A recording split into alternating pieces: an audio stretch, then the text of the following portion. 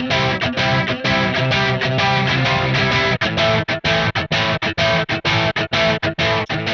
are up and running. Catflap Chats back once again. Joined today in another isolation episode by Sarries legend. Is that fair now? Over 200 games. Mr. Jackson Wray. Thanks for coming on, pal. No problem, bud. How are you, mate? How are you? What's going on in your world at the moment? A mixture of homeschooling kids. Yeah. Fortunately, it's half term or Easter, whatever it is. So Yeah. we've had a bit of a break. So yeah, mate, it's been an interesting few weeks. Very, very different. I can imagine, pal. Well, look, I always have a Heineken on me, so I'm going to crack open a beer. I know you've got one too, so thank you very much, mate. Well, haven't seen you for a while, mate. Lovely. How is isolation? How are you finding it at the moment in terms of training and being a bit stuck in limbo? Obviously, your sport's been called off at the moment. How are you finding that? It's been, yeah, I mean, training-wise, I've still been doing quite a bit. Managed to get hold of a bike and get hold of some weights and stuff. So, Yeah. been training a lot at home, keeping me sane, to be Yeah. honest. Still getting out to run and stuff because, you know, we do need to run. So, Yeah. going and getting some running done. Yeah, it's probably just doing it all alone is a bit odd, to be honest. Usually doing it with people and stuff. So, that's probably the strangest bit of it all. But, you know, trying to chat to all the lads as much as possible and, Yeah. you know, try and go through that bit together, really. That's probably as much as we can do. And how are you finding it now? Obviously, you've just had the two the babies, and you've obviously got two others as well. How are you finding that with 4 kids in the house at the moment? Yeah, I mean, it's probably, you know, isolation for me is very different from some of the other lads because, yeah, I mean, it's just full on. I mean, there's always something going on. So, if anything, the days fly by. Yeah.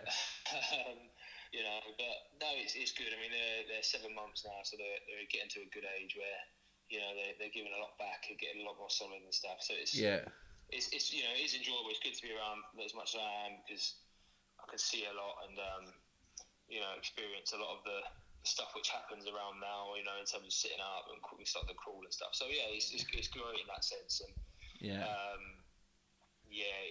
It's just mental. All you feel like you do is like, you know, cook and feed and clean up, and that's about it. It's mad. It just flies by. Class, nice, mate. Yeah. So normally when I do these, we kind of go back to the beginning a little bit and just see, tell us a bit about your story and kind of where we got. Big West Ham fan, footy player as a kid. Rugby wasn't your first. Rugby wasn't your first sport, was it? No, I grew up with football. Yeah. I grew up in Essex, so football was, you know, pretty big in that part of the world. West Ham is a massive part, and yeah, got dragged along that route for a long time, and still follow West Ham now, and obviously they're not the best, I would say. You know, they're thereabouts, but you know, never great. So yeah, I've always played football, and then started playing rugby when I was at school, and got sort of forced into playing, fortunately. So. Yeah, obviously it worked out right at the end, but I still love my football. I still love kicking a ball around with the lads, and you know, we do try and have a kick about as much as we can. Do you get down to West Ham much? They were always my team actually when it was the Joe Cole era coming through, and you had all those players. They were like Carrick and Ferdinand, and Harry was there, and Lampard. They were like my second team almost. Loved them. Yeah, we were very good.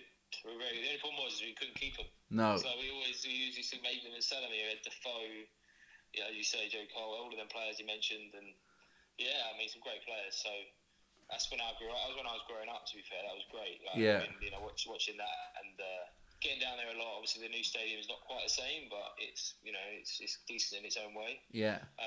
But yeah, no, I love it. To be fair, they were good times. But it feels like forever ago I watched a football game. I mean, how weird is that? I know. Like, there's football on every night. Yeah. Now you put the TV on, and the most entertaining thing on TV is bloody Donald Trump at his press conferences. his ratings are through the roof because he's the most entertaining thing on telly. It's mad, mate. It's mad. People have started listening to me now on air. It's mental. How are you? What do you do? What are you doing away from sort of? What do you do away from rugby to sort of relax? Obviously, you like the football. What else do you do to relax when you're not training and playing? Well, Scott, I did a degree. Well, it was like forever ago in psychology, so I do a bit with that around business coaching. And I also started a business recently with a friend of mine, a cold brew coffee business, which I've sent you. Even some. So that keeps me very busy. So it'd be an interesting time with that. I've been going about a year now, so trying to take that to the next level really is taking up whatever time I have left is going on that. So I can't not do anything. I'm very busy a lot of the time. So it's actually coming back to times like these, it does help you put the brakes on a little bit. When there isn't as much to go out and do it. It does give you a bit of that, which is a massive positive. It's probably one of the only positives we're going to have is that the world has pretty much just gone to slow-mo. And in a nice kind of way, it gives you that time to have a bit more, I think, and it's just assess where you are really. So that's obviously something which is keeping me busy, and there's plenty we can be done, from your home around what we're doing development-wise and pushing that. So. Very, very. Try and stay very busy. I seen obviously, or speaking to you, you sent a load of the 80-20 cold brew to the NHS workers and the key workers and stuff. So obviously that was gratefully received. You did a collab as well, didn't you, with some of the other Saracens lads with the 4-5 CBD? Yeah, we did they did a competition and we give in a case to put into that. Obviously it was around the time where just before this all started going on, to be honest. So I don't know if anyone even won it. I don't even know because they didn't even finish. Obviously we tried to do a bit. We did what we can. We wanted to try and send some cans out, and the emails we got in were brilliant. We had so many people get in touch and want to get involved and would love some. So it was really good to be able to do that. We sent out about 500 cans or so out across the country, all over the shop, and we dropped a few cases off at Northampton Hospital. Lovely. They had a lot of people get in touch, so we dropped them into their canteen, and we just tried to give away as many as we could, and until we ran out, basically. As I say, hopefully they enjoyed that, and obviously it's a crazy time, and anything that we can do to fuel the guys is we will do. So. The collab 4-5, we're doing well. I know they're taking out from strength to strength. Obviously, it's tested time for any business, but the strong ones will do well, I'm sure. Perfect, mate. Let's get back to a bit of the rugby, pal. How did you get into it, and what was the journey like leading up into that sort of academy system with Sarries? It's a bit of a weird one, actually. I played county and then played a tournament, like a national tournament. Like a 10s tournament at 15, I think it was. Under 15s, and played against Hertfordshire in the final. So Hertfordshire is where Saracens is. And all of the lads who I basically grew up with in the end all played for Hertfordshire, and I was the only one that played for Essex. So they tease me now because they beat us in the final.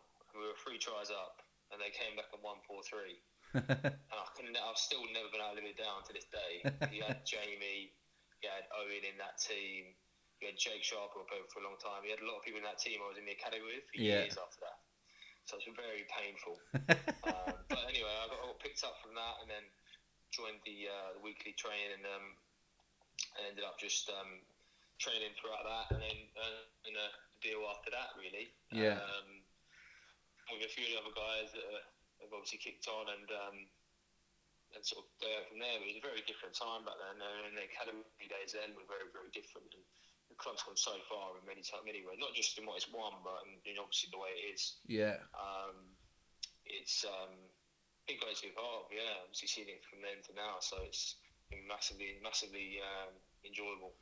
And I was doing a little bit of research earlier. I've seen that you spent 6 months in South Africa playing as well. What was that? What was that like? How was that different to up here? It was 2009, was it? 2008, 2009 time. So I was 18. and they basically said, do you want to go to Cape Town for 6 months and play at, train at Western Province or Stormers and their academy? And obviously it's like, no brainer. Yeah. Like, absolutely. And ended up there for 6 months. Like, the place itself was unbelievable. Before you even talk about the rugby, what an amazing part of the world. Yeah. Had a brilliant time. Met some great people.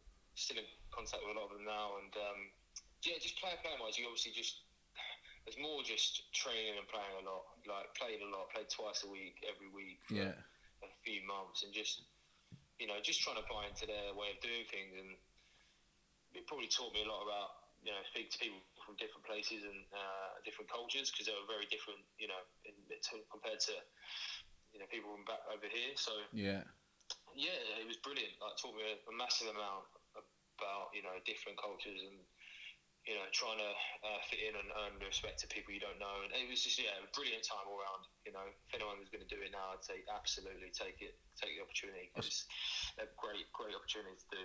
I suppose you learn more about yourself also as a bloke, not just a rugby player, moving at that early age in your career. Yeah, I mean, the language barrier was another thing. Afrikaans was all over the place, so we had to work around that. And again, it was a challenge which we'd never faced, and one that was really, as you say, it definitely had a massive input into personal development. You know what I mean? Like, going and trying to make it into a different atmosphere, different environment, different language, different way of doing things. So no, it was brilliant, and a load of people I played with have gone on to do really, really well, and that's obviously great as well. Yeah. When you play them in Europe and things, you can, the memories you shared there were, don't get me wrong, it's very hard. It was bloody hard. Like, the pre-season over there was hell. So I wouldn't say it was, enjoyable because we didn't work hard. I mean, I went with Will Fraser.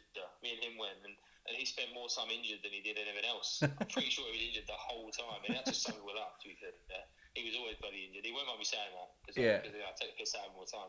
But instead of him playing twice a week, he was just going out. He was going out with the lads. He was going out and nights out with the injured lads. So he had a brilliant time, but in different ways. So that's class. No, it was great. It was great.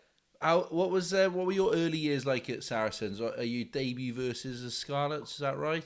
Do you remember that? Oh yeah, I saw a photo of that the other day. Did you? And I don't even know how I survived. I reckon I was 90 odd kilos, in the low 90s. I was so light. I literally don't know how I survived.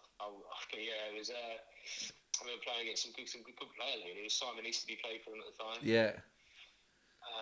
Case Muse, Regan King. A few other good players. Some decent players. And that was the first ever game at Vicarage Road. So that was. I remember. Obviously, you always remember that, but definitely remember that and being physically out of my depth. But that was obviously the start of what to go, and then I played a few more times the year after that. Yeah. When I was 18, got a few more chances again. And that was when obviously everything changed after that. And just after I got back from South Africa, actually, everything obviously changed over. There was more of an opportunity to train, more of an opportunity to play. Yeah. And then sort of got more and more opportunities, really. And learning off the people that were around at the time, obviously that had been brought in, and managed just to build, and then pretty much after a few years managed to sort of play a lot of games every year, and here we are, really.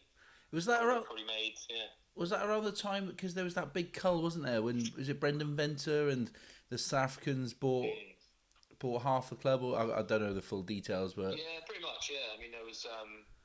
Obviously, the club was run very differently pre then. Yeah.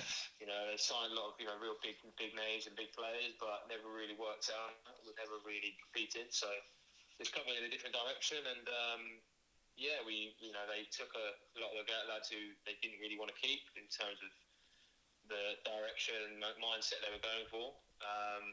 It's just Black Monday they call it. They just basically pull people in, and you either stayed or they left. So. It was a very weird time. Obviously, me and Will were away at the time. We were in South Africa, so we could only hear about this. And we then came back in July for that year, and it was really strange. Everyone had name tags on because no one really knew each other. They brought in sort of, I think it was like 15, 20 new players. And we were obviously very young, didn't really know anyone anyway, and so it was a real weird time. You had people that stayed from the years before, and then you had 15, 20 new lads, and then you had a load of young lads, so new coaches. It was really strange. So I remember that meeting. I remember speaking to Reece Gill actually. Yeah. First time I met him, he obviously was really young when he came to us. Yeah. A couple of years older than me, a few years older than me, but like we could still, he was still very related to us. And his English was horrendous. Like, I couldn't understand a word he was saying. I mean, I still don't understand much now, but his English was so bad. Like, he used to speak so fast. Yeah. And you just couldn't get it. You just couldn't get it. You just didn't have a clue what he was saying. He's obviously got better now. He spent a lot of time with us, but when I speak to him again now, I reckon he's gone backwards. I think he's gone back to his old ways. I see him down the Arms Park now and again if I'm down there with the Blues, and he's doing all right, to be fair. He's doing okay. He's a good lad. I mean, he's got fingers in more pies than you believe, mate. He's got all sorts of businesses going on. That's the way of the world now. Entrepreneurial king he is. He's got all sorts. It all feeds into each other. Smart man, really, under that. Class, love it. He's a real good lad. But it was a weird time, and I think that was probably the thing that stands out. It was just such a interesting first week of pre-season, and start something which at the time you don't even know what's coming, but start something which is brilliant. Had you been on loan to? Oh no, you just got back from South Africa because you went to Bedford for a year, didn't you? Yeah, that was that year. So that year I was 18, just turning 19, and went on loan to Bedford for the first half of the season. Yeah. Which was brilliant as well. A really good experience. Like completely different to what I'd done before. Yeah. Playing around with a lot of the really experienced guys in the championship, and good side as well. We were competing that year. We won. I think we won our first 11 games or something. 11 out of 12 we won or something like that. Yeah. And, they went on to the final of the champ that year. And lost to Worcester in the final, like literally by not that much. So again, great time there, and obviously a few of us went there as well. And the whole training in the week, training in the evening up there was another challenge, which makes a lot of you, and definitely had an impact on my career, basically. I would say, yeah, real big things, which learning curves, as well as time in the academy, which wasn't particularly enjoyable either. You got absolutely destroyed in the academy, and looking back, there's plenty of hard lessons learned along the way. So, I think there's a mixture of them all. When you come back from Bedford then, because did they win, Sarries win then the league that year? When you come back from Bedford, or was it? No, they won the year after. After, okay. We lost in the final to Leicester in the last yeah. And then the year after that, I remember being injured. I dislocated my hand, and I remember watching the final. Yeah. Obviously, we won the first one, and then obviously after that we were sort of battling to try and do better in Europe, and and then I started playing a bit more then. So it was, and I increased games throughout them few seasons, and a couple of years after that, then I got a lot more regular games, and that was really where it sort of kicked on, really. Yeah, I was looking back through the last sort of 10 years or so, and you've got, however, was it 3, 4, 5 leagues, 3 Heineken Cups, and some various other bits as well. What stands out for you in those years of winning trophies and the teams that you guys put together? I think there's a couple of things. The first European Cup, after losing to Toulon, and getting comfortably beat by them a couple of years before. I think it was maybe the year before. Year before, I think. Yeah. So the year before, that was really somber, really. Like experiencing that. But then to win it the year after, again, and do it the way we did. Yeah. It was that was special, to be fair. That feeling after we won our first one, that was something else. That was, that in Lyon was just unbelievable. Yeah, it was against Racing, was that right? Yeah, I think so, yeah. It wasn't it? Yeah, well, Racing and Clermont, I get them mixed up. Yeah, Racing, Clermont, then Leinster, that's it. It was I mean, that was brilliant. And then the double was, winning the first double we won. Yeah. Which was... that was the year after, wasn't it? Yeah, I mean, the final. Obviously, you start to bear in mind that you play the European final and you win that, and then you've got to try and bring yourself back to play another league game and then the semi-final and the final. So it's such a high of winning the European Cup, but then come back and do that.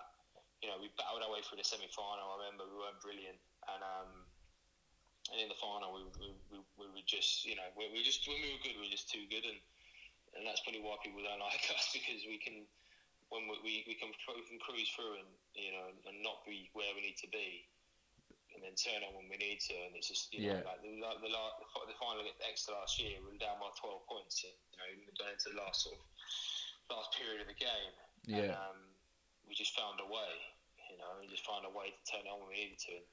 But I think all the great teams do, though. You look at Munster, just before your before your sort of dominance, and Toulon even before that, didn't always play the best rugby, but they just found ways to strangle teams out and then put the foot on the gas when they needed to, I suppose, and just get those wins. It's a habit. Yeah, I think we do that soon. We might do that a bit too much, to be fair. We do make things quite hard for ourselves a lot of the time, but no, I mean most of those years, they've been really, really enjoyable. From the first one to the doubles to last year again was class. So yeah, and obviously this year's not been so good, but it does make you enjoy. Make think back fondly of all the other stuff that's come before it. Yeah. I remember last year, so it was Leinster in the final, wasn't it? But it was Munster in the semi. And I was in Munster territory with my Saracens shirt on, watching the game in a pub in Killarney. And it was full wall-to-wall Munster shirts, me and my missus. And then I'm in a Saracens shirt, secretly in the corner, like, go on. Didn't go down well, but that was a good game. What's it's a good game. What I mean, you've had Prem Team of the Year, Man of the Matches, fans, players, but all the accolades personally and whatnot. Where did you get with England, and what conversations did you have? Because you played 16s, you played 20s. Obviously, they got rid of the A team then after that and the Churchill Cup stuff. Kind of, where did you get to with it, and what happened? I was in and around when Stuart Lancaster was in. Yeah. In and around that, across that, that period. The thing with Baton Rouge is there's so many good players. Yeah. It's probably one of the most competitive areas. Yeah, of course. Obviously, so much quality that are in and aren't there. Obviously, it was close a few times, and it just never really worked out. I never really had the break to have an opportunity to have a crack, which is what you need sometimes. And obviously that year that I was in mostly was the year that he then got replaced by Eddie Jones. And, and then, when he had his people who enjoyed that it makes it difficult. Yeah. And then you have to, obviously you have to do more. And it's probably one of those, a mixture of timing and then not quite doing enough, at times. It's probably a mixture of that. Yeah. But, you say it's, as you say, it's just something which sort of works out or not, and then fortunately I've had a lot of great stuff to get hold of at clubs and stuff. Yeah. At the club, and being there for so long, it's not been as much of a letdown as potentially what it could have been if I hadn't had the enjoyment and maybe the success that I have at the club. So. Yeah, it's a bit of a mixed one, really, mixed feeling, because you can't have it all. You can't get greedy with this sort of stuff. You got to enjoy what you've done and what you're doing. So, mixed one. Do you still harbour ambitions to wear the shirt? Yeah, definitely. I don't think there's anyone that will say not, and realistically, they're always looking to the next World Cup already. So it's it is one of those. So all I can do really is try and play as well. If I'm playing, week in, week out for Saracens, I know I'm doing all right. Yeah. That's the reality of it, because the team here is so competitive and so good. It's you've got to be doing well to be playing here. So I just try and look at it like that and just keep getting better, because to stay in this team, you have to keep getting better anyway. Yeah, no, that's nice, mate. With regards to your sort of mindset on obviously the highs, but probably more so the lows. How do you deal with those lows, and what sort of process do you go through to keep you on track and pick you back up again? Whether it's a final loss, a normal game loss, overlooked for England squads or whatever. How do you get past that and pick yourself up? I think it's probably I've got better at it as I've got older, but I Yeah. think it's more just trying to take the positive from wherever it is. I mean, I am fortunate in that when I come back away from rugby and I've got other things to get that feeling from as well. It's not like I'm all in on rugby where I say, right, if the rugby doesn't happen like that, then I'm done. Like, it's going to ruin my night or my week, whatever. So fortunately, I'm brought back down to earth quite hard quite quick when I get home. So Screaming kids and shitty nappies. It does. I mean, yeah, it does. It does linger a little bit, and it does piss me off sometimes, whatever it is. But just try and as I say, the older I've got, probably the more kids I've got, it keeps me more busy. So just trying to have a bit of context around it really, and trying to appreciate what I've got for when it is. When you're younger, you don't really think like that. No, of course. It's a bit of maturity, I suppose, through experience and through a bit of not necessarily hardship, but through some of the negativity that comes with losing and so on. You obviously learn through that then. Talk to me about this year, pal. Like, you can, say what you want about it. Talk to me about your perspective of it and what's happened and where. I don't even know where to start, to be honest. Well, I've written a couple of things down. I wrote salary, relegation, staying with Sarries, and then the social media and mental health that goes with it all. So we can. And also, I wrote one other thing actually. When you got told to go away from the ref and you're not captain anymore, talk to me about that. I mean, there's so much stuff. I mean, this year's just been mad.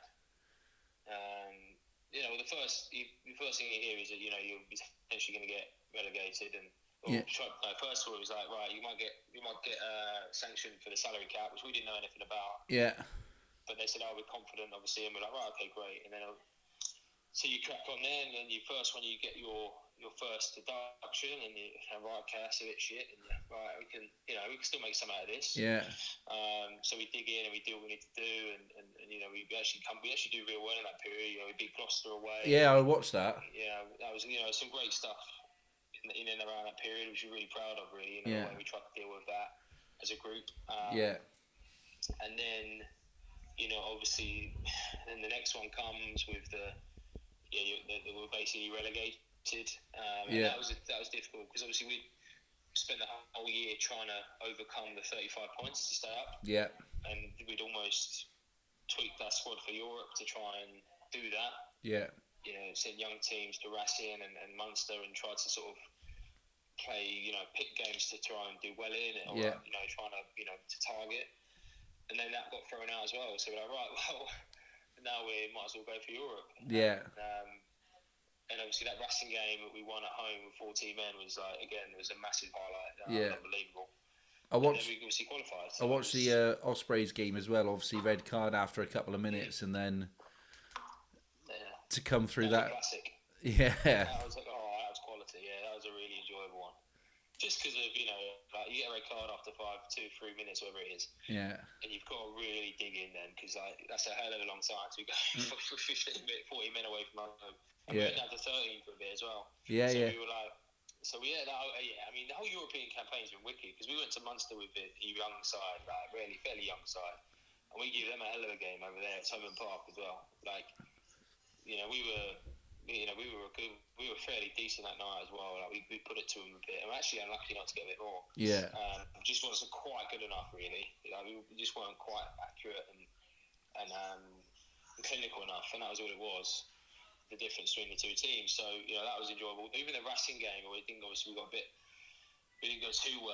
But the experience with that team playing against Racing, in their home patch, which is a really quality stadium, real strange, but it looks cool. It's got a big screen down the one end, doesn't it? It looks mad. Bizarre.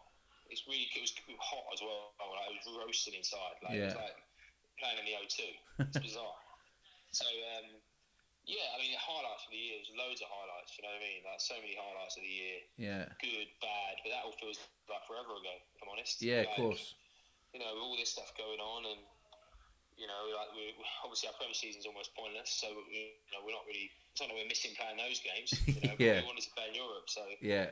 we'd be probably more gutted if when that if and when that gets cut. Like that'd be a real shame because we worked so hard for it. Like to get to where we were. Yeah. And to try and have a bit of success in a really difficult year, like to not have that chance would be a bit shit, but.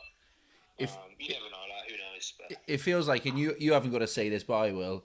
It always feels like, for you, I don't know obviously what's been said in the change rooms, but if you guys were to go and win Europe, it would almost be a bit of a two fingers up to a few people maybe. What was the backlash like for you personally? Did you get anything, or do you get a lot on social media at all? I don't really say much, to be honest. So if you don't say much, you don't get much shit. I found that's the best way sometimes. Yeah. So I mean, you get a bit, don't you? You get a bit riled up because no one really knows what's going on. Yeah. It's like anything. Do you know what I mean? Everyone's got an opinion on stuff. Yeah, of course. Mostly because they're extra fans and they just don't like us because we've beaten them so many times. Like that. Yeah. Like it almost is.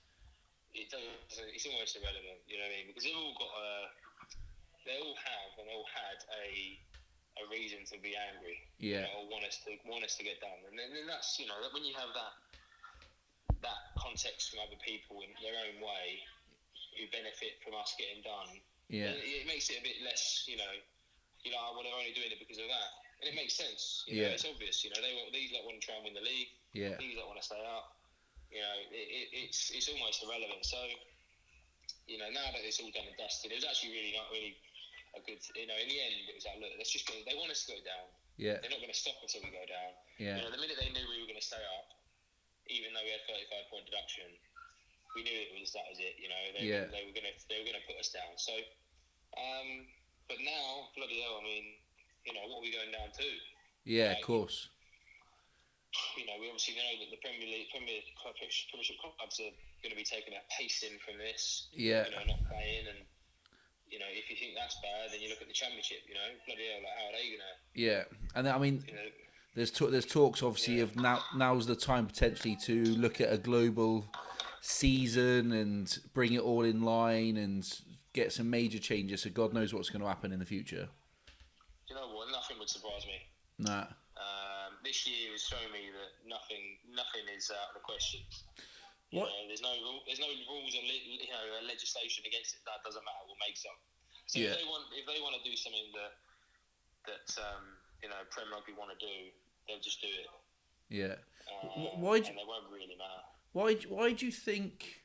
Do you think it's jealousy? And it might not be. I don't know. You say what you want. Do you think it's jealousy why everyone seems to hate Saracens? Probably not. No. I mean, you look at the people who've attracted and the people who want to play for us, and of course it's going to be frustrating, and people are going to be annoyed about it. But yeah. No, they have their own reason. I say they had their own reasons. Each team had a reason to it. That was just the way it is. Just the way it goes. What do you put your longevity down to when Saracens have had some great back row players? You're coming up against great players, obviously in the Premiership every week. What do you put your longevity down to in terms of the number of appearances, but also just you start more games than you don't? I don't know. A pasting in South Africa at 18. Probably, yeah. I mean, no, I've tried to always. It's quite simple, but I'm just trying to always work hard and whenever it is, and that's probably the thing which stands out probably the most. I don't think it's anything in particular. I think it's a bit of what's the word? A bit of routine. Yeah. Like being in a set routine and having a way of doing things and a way of training, a way of playing, and whatever it is, it makes it sustainable and that consistency. Yeah, consistency of what I'm doing and trying to increase things and make things better so that it doesn't get stale and get bored. So yeah, I think it's just consistency and making sure that always tweaking what I'm doing and making sure that I'm trying to improve in all the areas I need to improve and. Yeah. Yeah, never really sitting still. I mean, that's probably the main thing. You know what I mean? Not getting comfortable because Yeah. the minute, everyone knows that the minute you're comfortable, the minute you're on the way down. So Yeah. just trying to stay with the hunted mentality almost, like where you feel like you're never really set. Yeah. And your place is never secure. And that's probably why it's, when I'm not in the team, I'm desperate to be back in the team. And then when I'm in it, I just want to stay in it. So it's almost like that kind of mentality, really. Whatever that takes to do that, that's the most important thing. Why is the culture so good at Saracens? You see a lot about this word culture, and obviously, I'm fortunate enough to be slightly. I know some of the boys down there and stuff, and you see bits of it. Why is it so good, and what's that brought on top of player ability or money or training facilities or anything else that is more material? I think it's simple as enjoying it. You know, people, you could say, my rugby players must all enjoy what they're doing. You know, they must love it, doing being a rugby player. I know loads that hate it. Well, yeah, that's what I mean. It's like, people sometimes think that it's, the best job and everyone will love doing it, but in reality, it's really difficult. Yeah. You know, it's a really difficult job, and to do it continuously, years or days or months or whatever it is, it's difficult. So the place has to be enjoyable. You have to enjoy coming. Yeah. And it has to be a place which looks after you. Yeah. And the minute you're looked after and you've got that enjoyment and the enjoyment of the lads, and it's a joined up thing, and it's a real thing, from coaches down to interns. Yeah. Like, people will get after that and they say, we do have it, but then some of them say they do and they just don't. Yeah. So it's like, right, is the environment that place where you can always enjoy coming? Like some of that, I know some people who I've played with who don't, want to, get up and, just don't fancy it, and it's like not a enjoyable place to go. Yeah. But, hand on heart, it's definitely a place which I get up and look forward to going to. Which is why this period's really difficult. Yeah. Because everyone's in the same boat, we're desperate just to go and be with each other in a training ground. Like, it sounds weird, but, just to be in and around it, all day, every day. Yeah. For some people, it's why they play the game. Do you know what I mean? Yeah, It's yeah, why of course. If they don't play at Saracens, they don't play at all. Yeah.